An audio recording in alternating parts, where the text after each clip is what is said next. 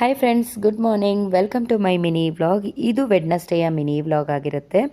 ಬೆಳಿಗ್ಗೆನೇ ಎಲ್ಲ ಕೆಲಸನೂ ಮುಗಿಸಿ ಮಕ್ಕಳನ್ನೂ ಕೂಡ ಸ್ಕೂಲಿಗೆ ಕಳಿಸಿದ್ದಾಯಿತು. ಸ್ವಲ್ಪ ಫ್ರಿಜ್ನ ಆರ್ಗನೈಸ್ ಮಾಡ್ಕೊಬೇಕಾಗಿತ್ತು.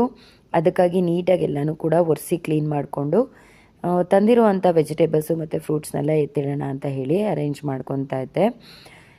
ಬೆಳಿಗ್ಗೆ ಗಡಿಬಿಡಿಲಿ ಎಲ್ಲೆಲ್ಲೋ ಇಟ್ಬಿಟ್ಟಿರ್ತೀವಿ ವಸ್ತುಗಳನ್ನ.